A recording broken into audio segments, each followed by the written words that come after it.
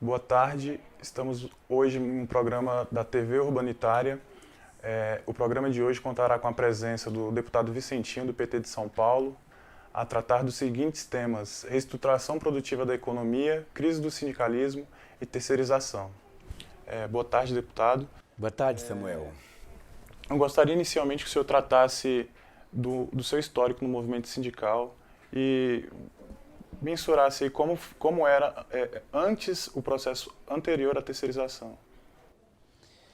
Bem, minha origem é nos metalúrgicos, sou filiado desse sindicato até hoje, me filiei em 1977, hoje eu sou filiado porque eu tenho o título dado pela Assembleia de Sócio Benemérito, por causa das lutas que nós fizemos lá no sindicato. Me afiliei em 77, participei das greves de 77, 78, 79, 80 e 81, quando a diretoria do Lula foi cassada, eu fui convidado a assumir a nova diretoria na condição de vice-presidente. Em 83 nós fomos cassados, também pela ditadura militar, e ficamos um ano cassados. No ano seguinte, em 84, eu voltei ao sindicato na condição de primeiro secretário. Em 87, eu fui eleito presidente do Sindicato dos Metalúrgicos de São Bernardo do Campo e Diadema. Em 90 eu fui reeleito. Em 92, em 87 eu fui eleito, em 90 eu fui reeleito, e em 92 havia uma discussão muito grande lá sobre a reunificação dos metalúrgicos do ABC, e nós, portanto, Santo André e São Bernardo, Mauá, Diadema, enfim, nos constituímos em um sindicato só. Então, o sindicato que era o Sindicato dos Metalúrgicos de São Bernardo do Campo e Diadema passou a ser Sindicato dos Metalúrgicos do ABC. Eu fui o seu primeiro presidente fundador dessa nova nomenclatura. Em 1994, eu fui eleito presidente nacional da CUT. Em 1997, eu fui reeleito presidente nacional da CUT. Terminei o meu mandato, voltei para a base. Em 2002, eu fui eleito deputado federal. Aí estou aqui até hoje. E aqui dentro, atuando também nas questões do mundo do trabalho. Eu sou membro permanente da Comissão de Trabalho, sou autor de vários projetos, mais de 100 projetos. Desses 100, com certeza uns 60 são projetos ligados diretamente ao mundo do trabalho. E hoje eu sou presidente da Frente Parlamentar pela Segurança e Saúde no Trabalho. Gostaria de perguntar para o senhor a relação entre reestruturação produtiva e crise do sindicalismo. A gente sabe que, como o Marx dizia, né, no Manifesto do Partido Comunista, que a burguesia precisa incessantemente revolucionar seus meios de produção. E quando ela não consegue, uma das explicações, né, que é do filósofo Stephen Meszaros, ele vai dizer que ela cria contratendências, né, para fazer essa revolução incessante. Uma delas, de acordo com ele, seria a reestruturação produtiva, né? Para manter a taxa de lucro dos países centrais, ela precisa reorganizar e rearranjar a economia capitalista. Na visão do senhor, qual é a relação entre a reestruturação produtiva e a crise do sindicalismo? Bom, primeiro, eu posso falar da experiência que eu vivi. Eu fui diretamente presidente e participei das várias negociações nesse período em que nós já vivíamos com a introdução de novas tecnologias, a introdução de novos métodos de trabalho.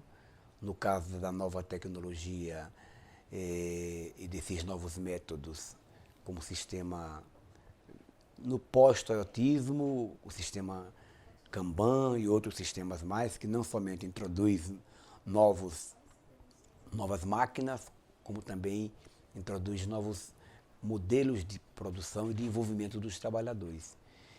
Tanto é que a Volkswagen era uma empresa que tinha 44 mil trabalhadores,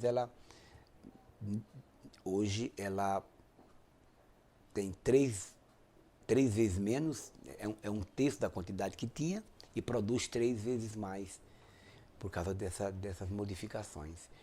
Eu fui da Mercedes-Benz por 25 anos e vi também esse processo e conheci essa modificação também nas fábricas originais na Alemanha.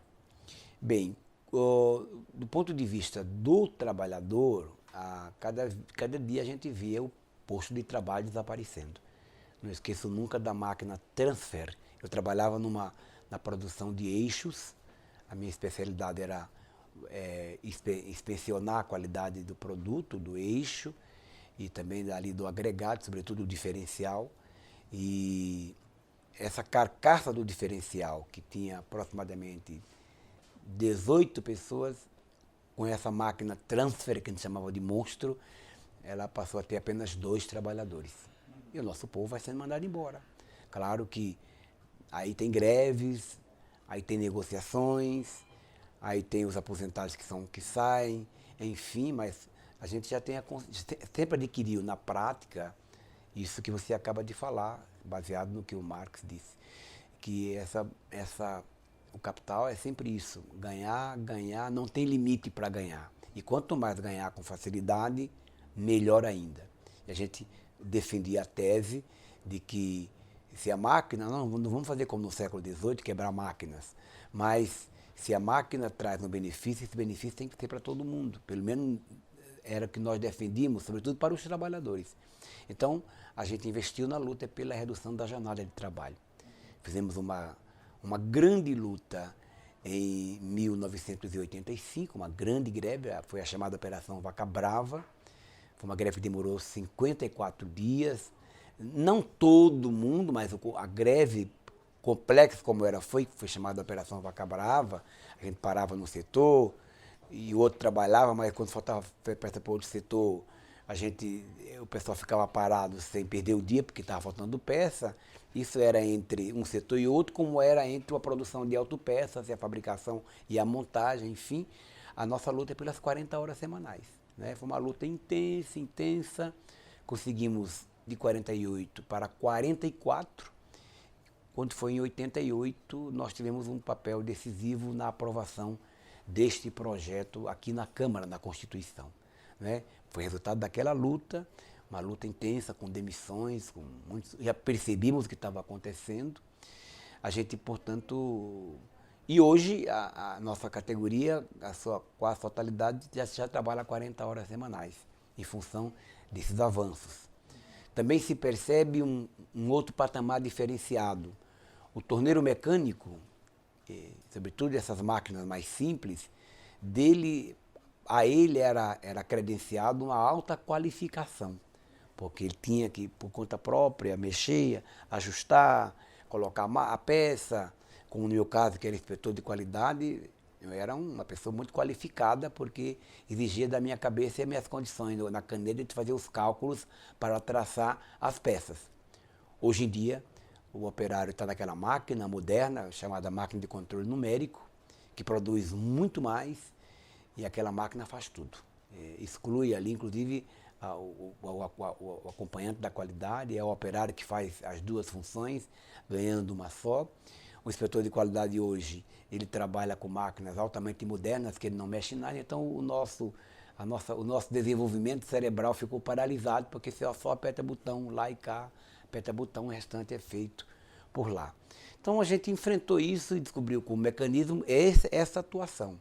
Mas também nós defendemos, na nossa experiência metalúrgica, a organização por local de trabalho, que era ali que havia o problema.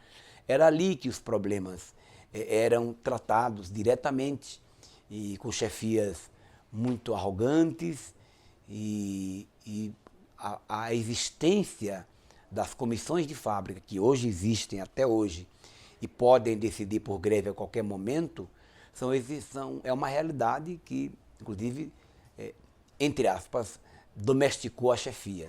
Não tem mais chefe com essa postura, porque a pesada pode fazer greve para mandar o chefe embora, e muitos já foram mandados embora nessa circunstância. A organização por local de trabalho também tem evitado muito desgaste. Nós aperfeiçoamos o nosso trabalho também nas CIPAs, nas Comissões Internas de Prevenção a Acidentes, para que ali em loco você pudesse estar atuando e permanentemente. Me lembro que o movimento sindical divergiu na época. Uma parte que achava que O sindicalismo não devia estar enraizado no chão da fábrica, não devia estar lá discutindo com os empresários problemas cotidianos. Alguns segmentos achavam que aquilo era administrar o capital, né?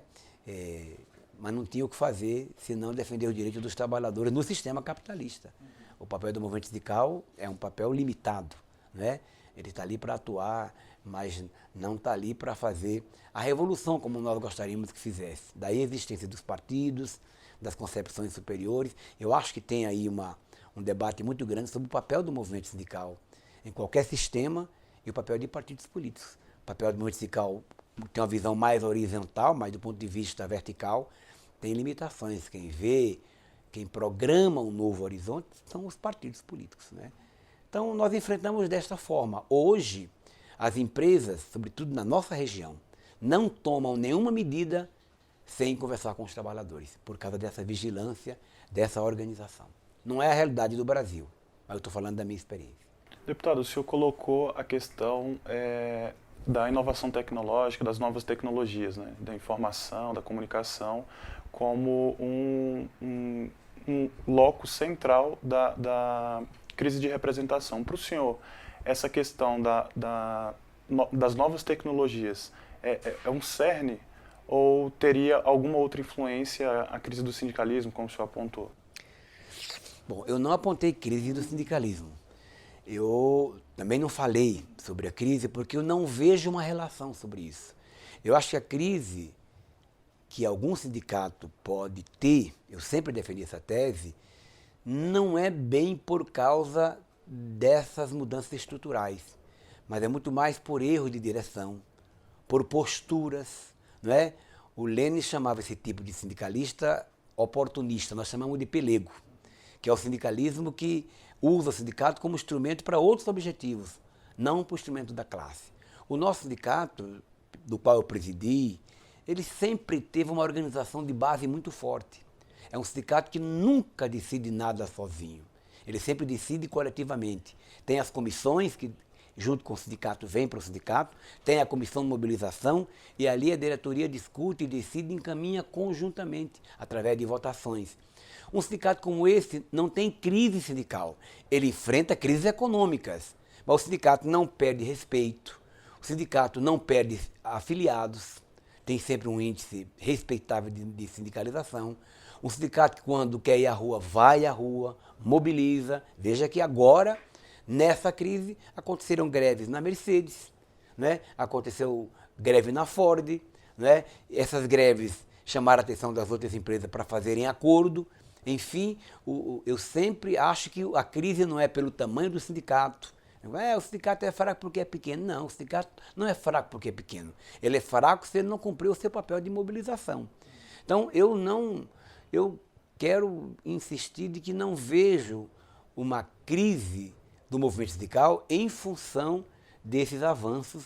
Claro que o empresariado, sobretudo em outros países, né, introduz isso de maneira muito profunda. Eu acho, até no Brasil, o empresariado brasileiro é muito escravagista, muito violento nesse aspecto. Mas eu sempre digo que o sindicato, para ser um sindicato autêntico, ele tem que ter duas capacidades. Se ele abrir mão de uma delas, ele perde a sua característica. Uma é a capacidade de mobilização e a outra, a capacidade de negociação. Se ele for só capaz de negociar, é um sindicato perdido. Se for capaz só de mobilizar, ele vira um sindicato que apenas mobiliza, mas não direciona. Aí começa a ter crise com os trabalhadores. Se o sindicato não negocia, os trabalhadores querem que o sindicato negocie. Se o sindicato não mobiliza, os trabalhadores querem que o sindicato mobilize. Então eu sempre observo qualquer problema com o movimento sindical na relação com seus trabalhadores sob esse aspecto. Claro que desemprego, pressão patronal, ações antissindicais, tudo isso ataca o movimento sindical. Como ataca a sociedade, como ataca as organizações democráticas da sociedade civil. Agora, a crise sobre o qual muita gente fala, eu não interpreto. Eu vou explicar melhor. Alguém já falou para mim, mas Vicentinho, mas não se faz mais as greves como nos anos 80. Ora, não se faz mais as greves como nos anos 80, porque nós estávamos aprendendo a fazer greves naquele tempo. A gente viveu uma ditadura. E, para você ter uma ideia, como o sindicato sempre foi um instrumento democrático, Como foi a nossa primeira greve, depois de 64, primeira greve com caráter mais ampliado, foi dentro das fábricas. Paramos no local de trabalho. Mas naquela greve, que nós conquistamos, inclusive, naquela greve nós tivemos um ataque contra nós, que foi as chefias, os dirigentes, os gerentes, os supervisores descerem ao pé da máquina para pressão sobre o operário. Como a decisão sempre foi democrática, a Comissão de Mobilização, ao avaliar a greve para 79, na campanha salarial de 79, decidimos, não vamos parar mais dentro da fábrica, porque a chefia vai cair em cima de nós de novo, vai pressionar. Bom, então o que fazer? Vamos parar fora da fábrica. Então a greve de 79 foi uma greve fora da fábrica. Então era o estádio lotado, todo mundo foi para lá, com a multidão, o povo acompanhando, a sociedade acompanhando. Uma greve de 15 dias, que teve lá os seus problemas. Não cabe aqui abordar, a gente pode aprofundar isso um dia, né? Aquela greve, nós aprendemos outra coisa. A chefia não nos incomodava, mas a polícia e o Estado e a mídia desceram o pau contra nós. A mídia burguesa desceu o pau contra nós. Poxa, então aprendemos mais uma vez. A polícia não é para prender bandido, a polícia não é. A polícia ali aprende. Eu estou desenvolvendo com você, Samuel, a nossa experiência de vida. Eu não estou falando como intelectual, como alguém que já leu todos os livros e que sabe o papel da polícia e do Estado. Não. Porque como a gente sempre defendeu a tese de que, por mais que a gente saiba, se quem a gente representa não sabe, alguma coisa está errada. A gente vira uma vanguarda, esquerda infantil. A gente sempre optou por um caminho da participação de massa, introduzindo essas novas formas de atuação e de concepção de aprendizado. Então nós aprendemos. Como a greve de 79 deu um problema danado na relação com a diretoria do sindicato, Lula era o presidente, que tinha nos pedido 45 dias de prazo para negociar com o empresariado. E se nesses 45 dias de prazo não tivesse acordo, a gente voltaria à greve. E aconteceu os 45 dias de prazo, a gente não fez uma hora extra, se preparou para a greve 45 dias depois, porque não tinha negociação. E quando chegou na Assembleia, o Lula pediu um voto de confiança para a gente não fazer a greve. Criou uma crise entre a base e a direção do sindicato. Uma crise de confiança, uma frustração. A gente tinha ganhado a greve em 78, queria ganhar em 79. Então voltamos revoltados. Não é? Eu não, porque eu já era um militante, já tinha um mínimo de conhecimento, mas o povo voltou revoltado, né? Fizeram um monte de coisas contra o sindicato, e aí a diretoria do Lula e o do Lula reconheceram que tinha que estar cada vez mais próximo. E eu me lembro de um dia muito marcante quando o Lula chamou a militância e chamou uma assembleia, e sabendo o quanto ele tinha sido xingado pelas fábricas, ele falou, olha, está aqui a diretoria, e nós vamos entregar o cargo a vocês, se vocês não acreditarem que nós somos reais representantes de vocês. Aquilo criou um clamor na Assembleia, né? Muita gente falou, não, mas não é bem assim, calma, quem vai ficar no lugar, como é que é isso? E aí a diretoria, o Lula, todo mundo desanda a chorar e fala, pessoal, vamos seguir em frente. Isso foi um momento muito marcante na vida, e que o filme do Lula conta a história errada. O filme do Lula conta a história na igreja, não foi na igreja, foi no sindicato. Então, lá vamos à diretoria para a luta em 80. Mas decidiu a greve do mesmo jeito que decidiu em 79, porque não deu para avaliar mais. A diretoria queria fazer a greve, e nós também. Então não deu para avaliar se foi bom parar fora da fábrica. De novo parou fora da fábrica. Parou fora da fábrica, 41 dias de greve, polícia, pau, quebradeira, prisão do Lula, da diretoria, cassação da diretoria, ficamos sem sindicato. Tanto é que a categoria reconheceu no Lula o grande herói. Falou, pô, o Lula estava certo naquele tempo. Tem uma hora para começar, tem uma hora para parar. Aí em 81 entra a nova diretoria, que éramos nós. Nós tivemos condição de reunir a mobilização. E a mobilização refletiu e falou, olha, não vamos parar dentro por causa dos chefes, não vamos parar fora por causa da polícia. Então, o que é que a gente faz? Tinha que fazer a greve. Aí decidimos parar nos pátios das empresas. Pátios grandes. Então, o chefe não podia entrar, que estava todo mundo junto, nem a polícia lá fora podia entrar. Resultado, greve vitoriosa. esta greve nos pátios já não pareceu uma greve grande como a de 79 nem de 80, mas foi eficaz, porque parou as fábricas.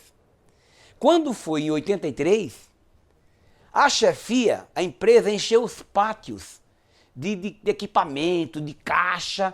Então, e agora o que fazer? Nem pode parar fora por causa da polícia, não pode parar dentro por causa do chefe, não pode parar nos pátios porque está tudo ocupado. E agora?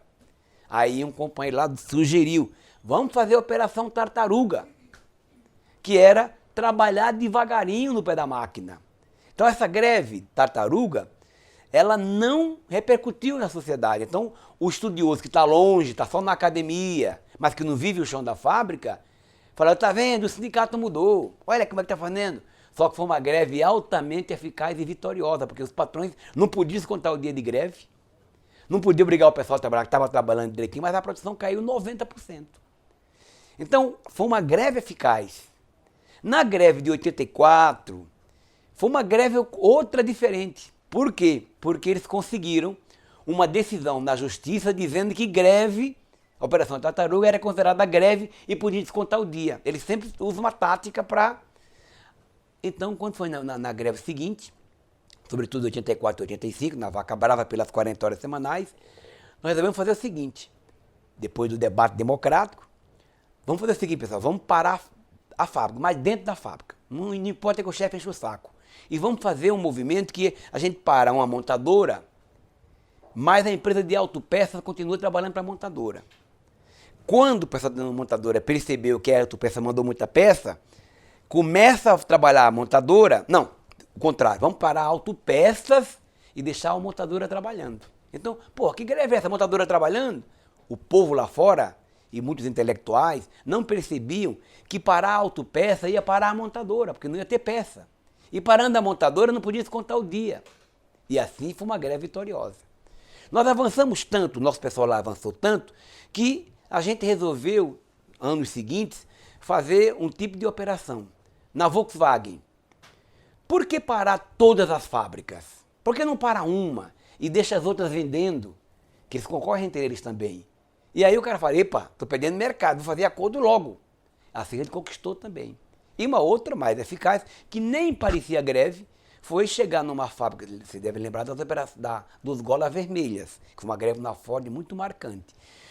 Nessas fábricas, no lugar de parar só a fábrica toda, vamos parar só o setor. Por exemplo, fábrica de motores. Deixa o resto trabalhando. Como é que o carro ia sair sem motores? E aí o pessoal, outro que estava trabalhando, no dia que teve o seu pagamento, dava para aquele grupo que estava em greve. Quando eles não aguentavam mais, voltavam a trabalhar, parava a montagem, parava a solda. Eu estou dizendo isso, pessoal, só para vocês perceberem que você não mede o movimento sindical, a luta sindical, pelas suas táticas de greve. Senão nós vamos ver assim, então o movimento sindical só foi importante em 1980. Se foi muito mais importante até antes disso, em outros anos na história do Brasil. Desculpa, eu tenho me alongar, mas eu queria que você entendesse um pouquinho, tá bom? O senhor apontou aí uma série de formas de fazer sindicalismo, né? Falou do sindicato que só negocia, do sindicato que visa unicamente resultados. Eu queria que o senhor colocasse para a gente qual é a função principal do sindicato na sua visão. Bom, eu acho que o sindicato, foi assim que a gente atuou, é para representar os interesses dos trabalhadores ali representados, os interesses imediatos. Mesmo que o dirigente tenha uma visão altamente politizada, mesmo que ele conscientize, porque taticamente, um sindicato que não conscientiza nas suas assembleias, no nosso sindicato, uma assembleia para falar de 5%, a gente fala 95% sobre o capital, a conjuntura, o que ganham os empresários. A gente denunciava, fazia o desenho do carro, assim, dizia, olha pessoal, tudo isso aqui são vocês que faz. Mas o para-choque é o que sobra para nós. Isso dava para o trabalhador uma consciência de classe extraordinária, mas na luta sindical. Então, no nosso entendimento, existe essa diferença. O companheiro que tem uma concepção de que o sindicato é um partido, na minha opinião, ele se engana. Porque o sindicato ele não pede nem carteira de identidade para você, nem pede a sua concepção ideológica para você ser representado. Horizontalmente não tem limite, o limite é vertical. Então, você pode ter num sindicato filiado à CUT combativa, você pode ter gente que pensa diferente, porque ali ele pensa diferente de muita coisa, mas ele quer salário, ele quer ser respeitado. Por isso que o movimento sindical tem um papel limitado. Ele tem um papel limitado. Então, para mim, o papel do movimento sindical é representar os interesses imediatos e históricos da classe trabalhadora. Agora, propor uma nova sociedade, digamos, propor o socialismo ou um outro sistema, aí nós precisamos de partidos para isso. Porque o partido ele deslumbra e só entra no partido quem concorda com aquele programa. Já no sindicato pode entrar qualquer um, desde que seja afiliado. Né? E claro, não tem a postura de traição à classe que ele representa. Né? Então eu vejo nesta condição, representar os interesses históricos imediatos da classe trabalhadora. Imediatos e históricos. No início, quando o senhor aponta algumas questões que a reestruturação produtiva traz, como as novas tecnologias, né, a nova organização do trabalho, né, a gente vê hoje que essa nova organização do trabalho ela está na ordem do dia e, inclusive, o senhor é autor de um dos projetos que trata de um desses temas, né, de um dos 1621 de 2007, sobre a terceirização. Né. Eu queria que o senhor comentasse esse projeto do senhor, o que ele tem diferente do 4330, agora PLC 30, né? Tá bom.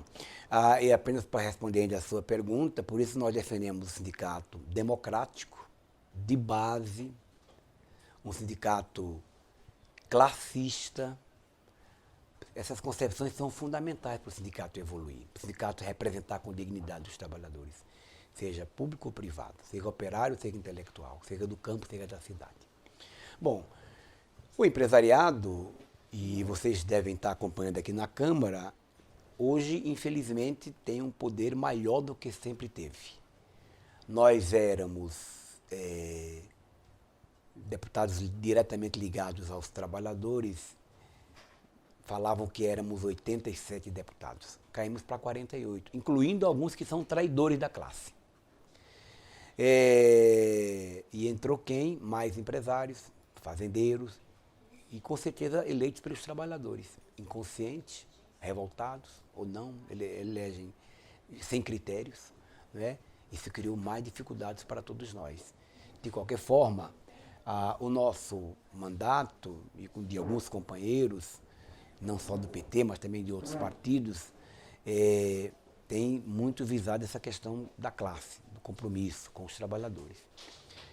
Entre os vários projetos, como eu já falei, são mais de 100, tem um deles que eu tenho um projeto de reforma sindical, para acabar com o imposto sindical, inclusive, tem uma PEC, tem projeto para categorias, periculosidade para algumas, proibir motorista de dirigir e cobrar. São vários projetos, né, tanto do campo quanto da cidade.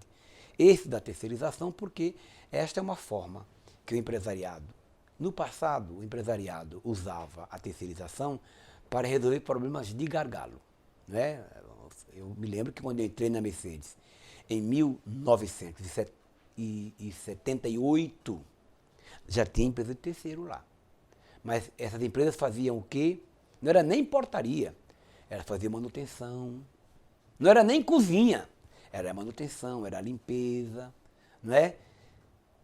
Só que o empresariado percebeu que isso não é só para eles, não é só o gargalo. Eles querem ganhar com isso, ganhar mais dinheiro ainda, porque eles sempre inovam no mecanismo. Aí foi se estendendo essa terceirização, que atinge portarias, restaurantes e outros segmentos, e outros setores. Né?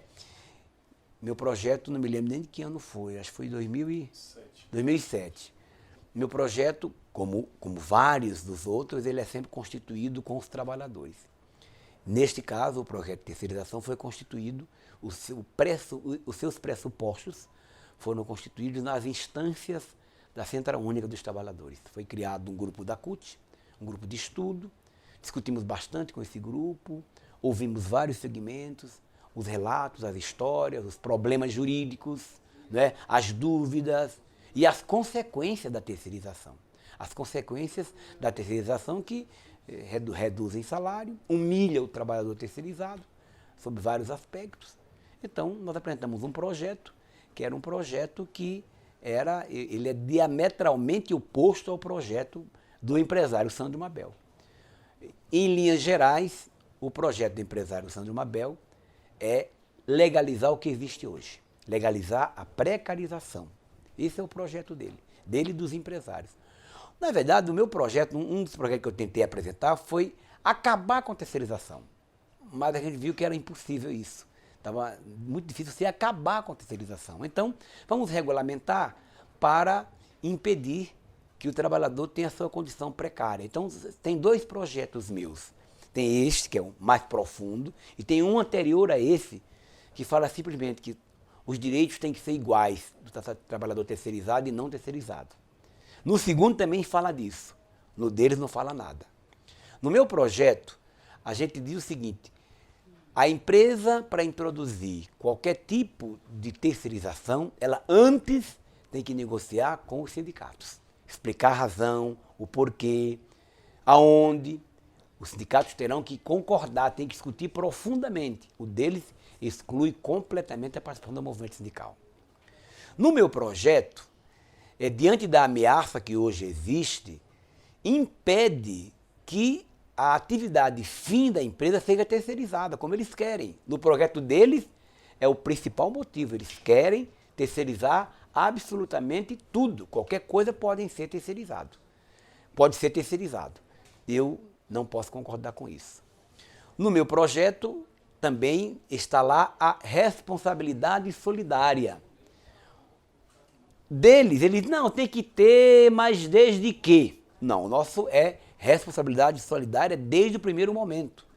Para o nosso assistente perceber um pouco a diferença entre a responsabilidade solidária e o que é hoje responsabilidade subsidiária, é que na responsabilidade subsidiária, mesmo que você seja contratado para trabalhar na grande empresa, que é a chamada tomadora, você vai através de uma empresa de terceiro. Se essa empresa de terceiro não cumprir com as obrigações trabalhistas, você pode ir para a justiça, mas só pode processar a empresa de terceiro. Depois que se exaurirem todos os procedimentos da empresa de terceiro, que desaparece, que o direito do trabalhador prescreve em 5 anos, eu estou até apresentando um projeto para demorar mais a prescrição do direito dos trabalhadores. Depois de tudo isso, é que se você não tiver mais nenhuma chance até a última instância, aí você pode recorrer à empresa tomadora. Olha que absurdo, né? Aí basta a empresa tomadora dizer, olha, eu não tive má fé, eu contratei aquele pessoal lá, pronto, para você não ter nenhuma responsabilidade.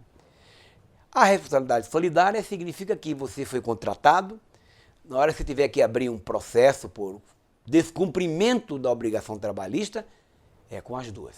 E automática, simultaneamente, com a empresa que contratou e com a empresa contratada. Pela seguinte razão, no fundo, embora exista uma intermediária, você está trabalhando para a empresa tomadora. Isso foi Deus nos acuda nesse debate. Meu projeto trata disso muito seguramente.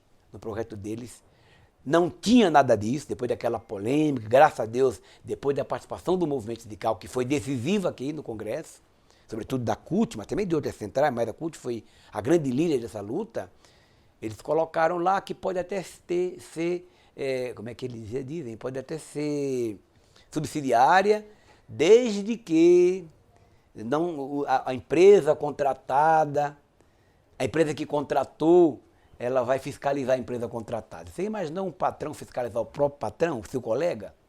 Como é que vai dar nisso? Então nós não concordamos. Para mim essas são as razões fundamentais das nossas divergências. E tem outros aspectos lá também importantes. Na sua visão, a terceirização ela é um problema para o sindicalismo atual? Profundo problema. Tanto é que o que foi que os empresários fizeram? Para o trabalhador que é terceirizado, eles vislumbraram algumas melhoras. Porque, claro, vai abrir as portas para terceirizar todo mundo. Para a classe trabalhadora é um prejuízo estupendo.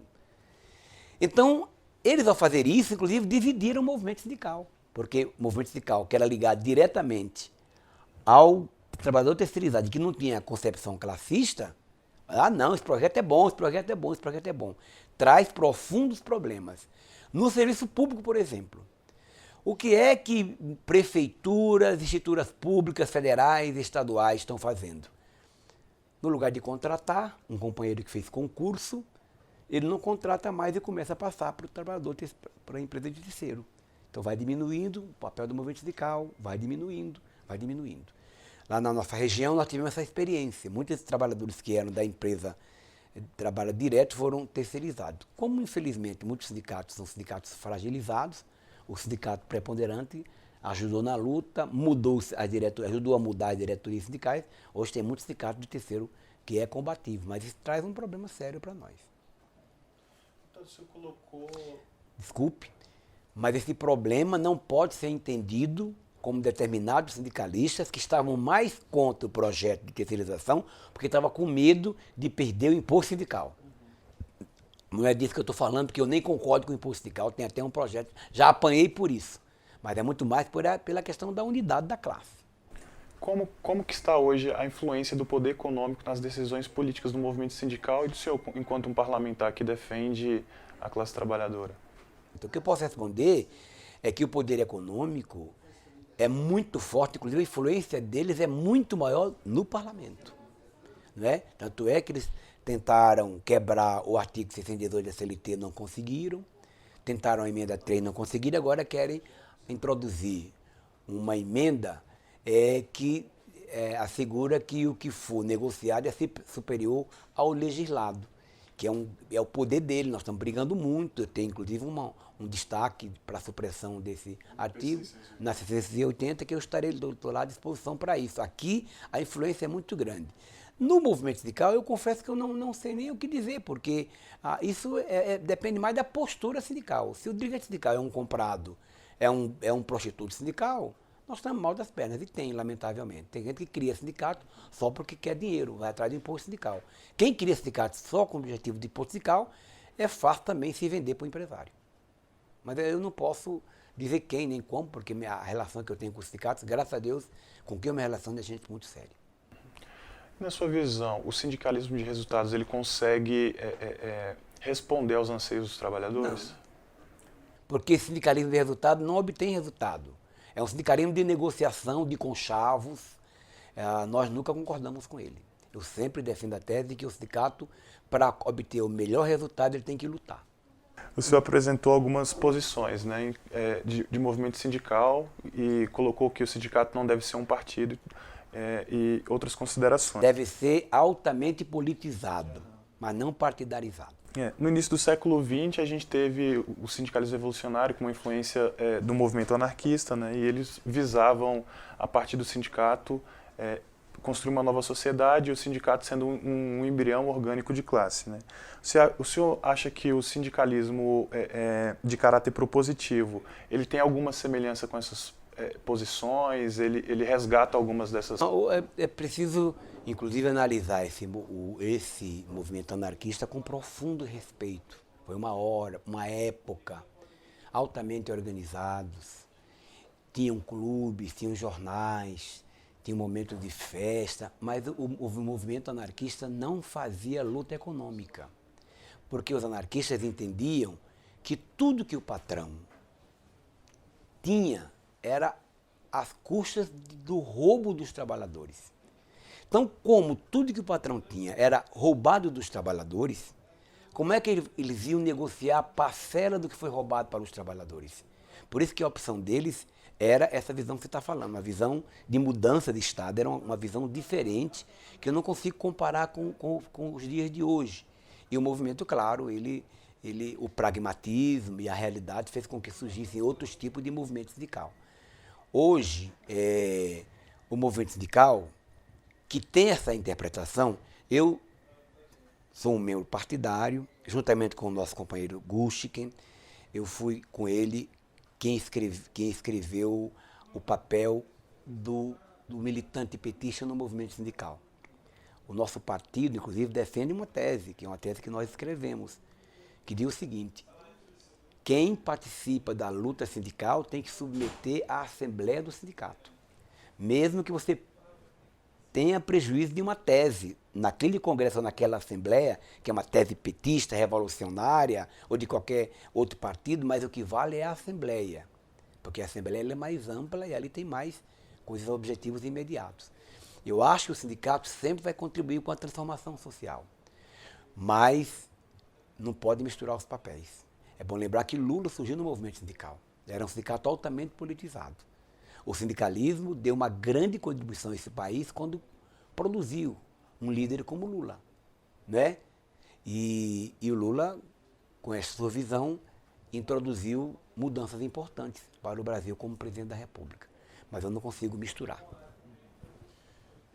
Por isso que eu digo que todo sindicalista tem que ser filiado a um partido, né? E todos filiados a um partido têm que participar do movimento sindical. Agora, cada um no seu papel. Que aí você junta as coisas. Existe hoje alguma possibilidade de luta viável, na sua visão, que consiga fazer o contraponto à ofensiva sobre o mundo do trabalho, né, a ofensiva da terceirização? Olha, por incrível que pareça, esta tese foi vitoriosa para a sociedade. Eu nunca recebi tanta matéria, tanta gente reagindo positivamente à nossa posição contra o 4330. Foi uma reação muito boa. Então, nesse aspecto, a reação, eu acredito que é possível a gente mobilizar. Tanto é que o Senado parou. Quando foi votado aqui, houve uma manobra do presidente da Câmara, Eduardo Cunha, porque você sabe que regimentalmente você só pode fazer votações normalmente a cada 1 hora, né? Vota nominal, depois vai votando até dar 1 hora para poder pedir uma nominal. Ele fez uma manobra para votar nominal um texto sem tanta importância antes, para na hora de votar atividade meio e fim, eu acho que eles iam perder, não votar. Votou por aclamação, como é que você conta, não pode nem recorrer. Então eu acho que neste caso a terceirização, se a gente trabalhar direitinho, tem a simpatia da sociedade. Tá certo. Deputado, o senhor acha que a reestruturação produtiva ela contou com o apoio do movimento sindical para consolidar a terceirização? Não acredito. Acho que o movimento sindical participou de muitas negociações sobre introduções tecnológicas, até para proteger o emprego, proteger o trabalho, as condições de vida, criar ali posições anti-trabalhadores. Agora, o que estimulou a criação da terceirização no Brasil foi a sanha de ganhar dinheiro fácil. Existe alguma outra iniciativa política sendo pensada atualmente pelos sindicatos e pelos parlamentares e pelos políticos de maneira em geral que representam os trabalhadores, né, para conseguir barrar o avanço do PLC 30, além da proposta que o senhor apresentou? Olha, existe sim. É que nós estamos nesse momento, o projeto está paralisado, né? Nós temos como relator, para minha felicidade, o nosso companheiro Paulo Paim. Então, eu acredito que ele vai ficar por muito tempo. E tenho convicção, aí eu falo com convicção, de que se nesses dias o projeto for votado, a presidenta Dilma vai vetar. Okay? Então, nós temos essa trajetória contra o projeto. O que vai acontecer a gente não sabe, mas eu tenho esta concepção, esse convencimento. Tá certo. Deputado, muito obrigado pela entrevista. Esse foi mais um TV Urbanitária. Muito obrigado a vocês que nos assistem. Contamos hoje com a presença do deputado Vicentinho, do PT de São Paulo. E até a próxima. Muito obrigado, deputado. Tudo de bom.